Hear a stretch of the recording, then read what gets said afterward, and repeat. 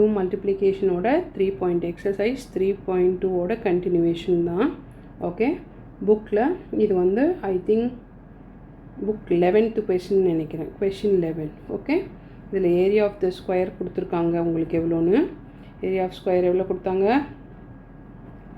36x⁴ y² கொடுத்துருக்காங்க. ஓகே, நம்ம வந்து சைட்ஸ் கண்டுபிடிக்கணும் எப்படின்னு.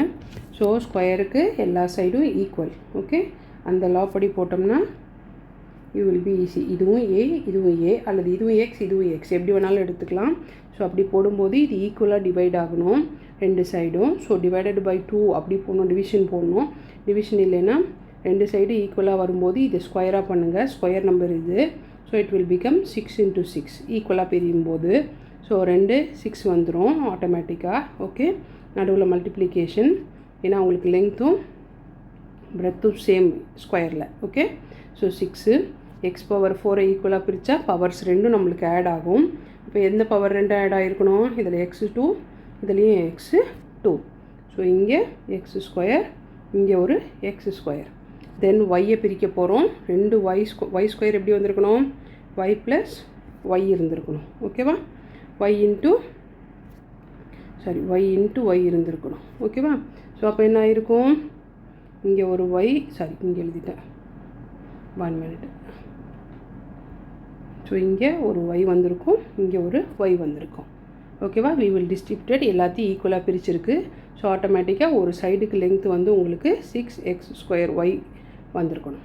ஓகேவா? இதுதான் அதோட ஆன்சர். இன்னொரு சைடு வந்து இன்னொன்று 6x² வந்திருக்கணும். ஓகேவா? இன்னும் ஒரு கொஷின் பெருசு கொஞ்சம் போடுறேன். இன்னொன்று வந்து ஏரியா ஆஃப் ரெக்டாங்கிள் கொடுத்துருக்காங்க நம்மளுக்கு. ஓகே, ரெக்டாங்கிளோட ஏரியா எவ்வளோ? 48 m² n³ கொடுத்துருக்காங்க. ஓகே, லென்த்து கொடுத்துருக்காங்க நம்மளுக்கு சைடில். லென்த் இஸ் 8 mn² கொடுத்துருக்காங்க. What is the breadth? ஓகேவா? நம்மள்கிட்ட பிரெத் எவ்வளோன்னு கேட்குறாங்க. ஓகே, ஸோ நம்ம எப்படி கேல்குலேட் பண்ணோம்? ஏரியா ஆஃப் ரெக்டாங்கிளுக்கும் ஃபார்முலா எழுதிக்கோங்க. So area of rectangle formula is length × breadth. ஓகேவா? ஸோ ரெக்டாங்கிளில் இப்போ சப்ஸ்டியூஷன் மட்டும் பாக்கி. இங்கே 48 m² n³. ஓகே, இந்த பக்கத்தில் லெங்த் இஸ் கிவன். அது எவ்வளோ? 8 mn² கொடுத்துருக்காங்க. நம்ம பிரெத் கேல்குலேட் பண்ண போகிறோம். ஓகே, ஸோ இங்கே 8 இருக்குது இல்லையா? ஸோ எதோடு மல்டிப்ளை பண்ணால் 8க்கு 48 வரும்? நம்பர்ஸ் மட்டும் ஃபஸ்ட்டு பண்ணுவோம். 8ஓட எதை பண்ணால் you will get 48. Okay, so பண்ணும்போது அவர் ஆன்சர் இஸ் 6 இல்லையா? இந்த ஆன்சரில் இங்கே 6 வரணும் நம்மளுக்கு. 6 வந்தால் தான் இட் வில் பிகம் 48. ஸோ இந்த இடத்துல I will make it as 6. Okay, numbers மட்டும் மல்டிப்ளை பண்ணும்போது 6. ஓகேவா? தென் இந்த m இங்கே இருக்குது, இங்கே m² வேணும். So m × I will make the colour clear.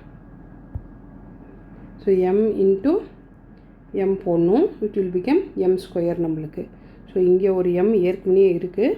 So இங்கே ஒரு m போடுவோம். ஓகே, 6 இங்கே 8. ஓகே, மல்டிப்ளிகேஷன் லைட் கலரில் யூ கேனாட் ஐடென்டிஃபை, அதான் திக்காக எழுதுனேன்.